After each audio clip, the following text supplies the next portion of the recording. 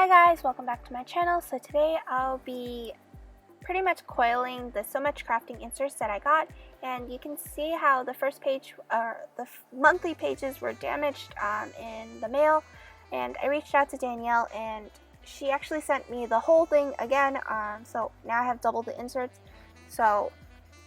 And you can see how they're not punched, so usually these inserts are punched for the B6 rings bound, but I asked her beforehand if I could get it unpunched, and she basically said yes, just add the half unpunched add-on.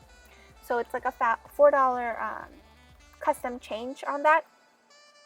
So she said it's okay, but if you guys want to do this, just ask her in beforehand before ordering the inserts, so there's no difficulty in getting those inserts.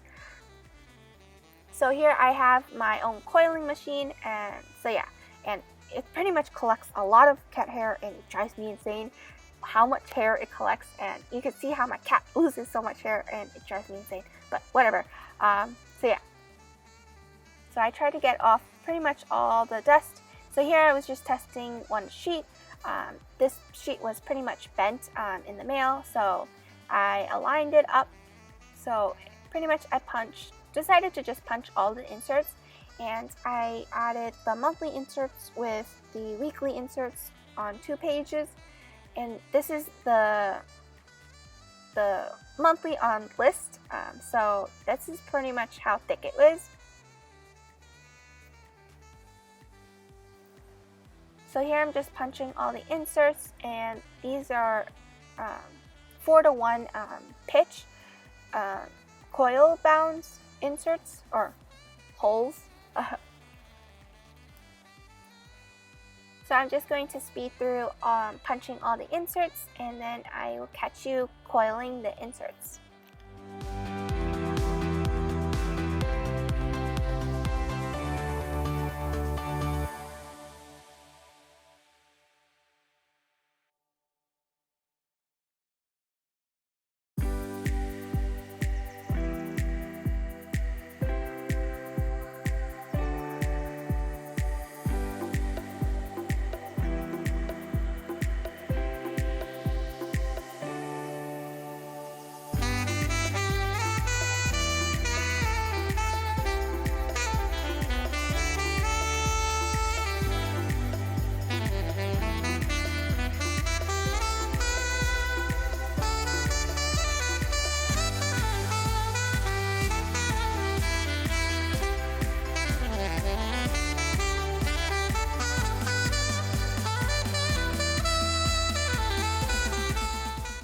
So I finished coiling punching all the inserts, but I forgot to cut down the covers and the vellum sheets and the acetate.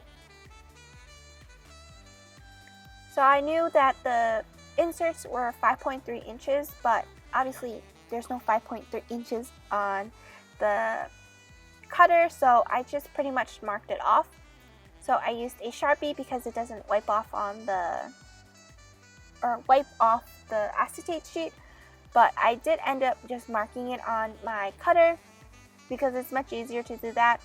So it actually aligned perfectly right at the edge of, so there's actually a lip on the cutter on the ruler end, since this is only reach ups to 5.25 inches, so it reached perfectly. So I just had to line it up at that lip area and then trim. But obviously this doesn't reach up to 7 inches long, so I had to mark it off with the Sharpie, which is fine. But this is really easy to just trim, and it gives you the perfect cut all the time. So yeah. And of course, you should never leave the cutter open like that while you're doing anything, because that's clearly dangerous. But I've been doing this so long, so it's fine with me. I don't usually put my hand underneath the cutter, so just beware. Don't do this. So here I'm just cutting the covers, and I ended up making 2 planners instead of the one because it was pretty thick after I added the monthly pages, or the weekly and the monthly, because if you add stickers to it, it kind of gives you the alligator mouth, and I don't like that, so I just ended up just adding the monthly pages and the weeklies, and then I added 12 sheets of dot grid pages.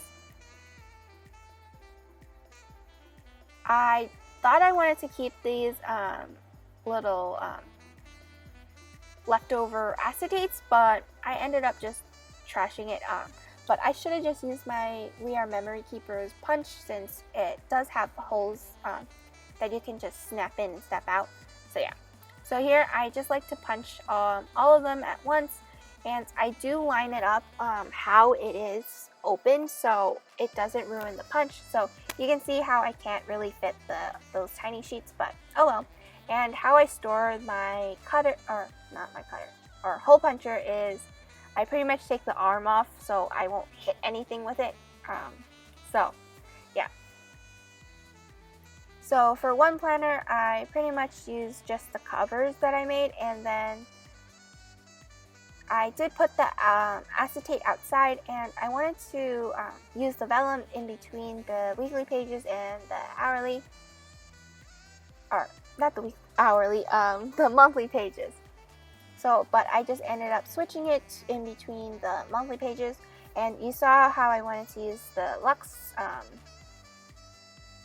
vellum sheet from Sparkly Paper Co, but I already put away my hole puncher.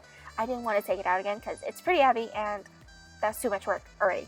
So I decided to just put it away and save it for next time. So here the coiling is much easier. I am using an Erin Condren coil. This is the black coil that I got uncoiled. So this is how I reuse them, since it's a smaller planner and I do have enough space. And here I realized that I did something wrong. So I did take the June 2021 inserts, and it didn't line up perfectly. Or it lined up perfectly, but I wanted the June to start now, so I could start the planner now, and I'll just redate it. So I don't want to have to redate everything else afterwards. So I did uncoil it after pretty much coiling it all the way through, and just realizing after, because May of 2021 has one more week in that month, so it wouldn't line up perfectly. So I just added one more, or I took out one of the sheets from June and added it back to May. And this is how pretty much the coiling process is. Again, I coil it and then make it sure that both sides are equal in the coiling, so when you fold it over, it pretty much lines flat. And it was pretty hard with the Erin Condren coils, because obviously these clippers isn't as strong as like regular clippers. So this is actually not meant for binding. So here I'm just using another coil from Erin Condren. So I'm using the rose gold one, and I do snip off the bended part. It's much easier if you snip it off, if you choose to. So yeah. So here I pretty much have all the notes pages and dot grid in this planner, and then I added the month on list. This is pretty much my shop planner or design planner. So it indicates the list. I write my YouTube videos, and then I write down the new releases that I'll be releasing in the notes section. So this is pretty much all the pages inside. So I kept the note line pages in the top, in front, and then the dot grid in the back. So I hope you guys enjoyed this video. I'll see you guys next time. Bye!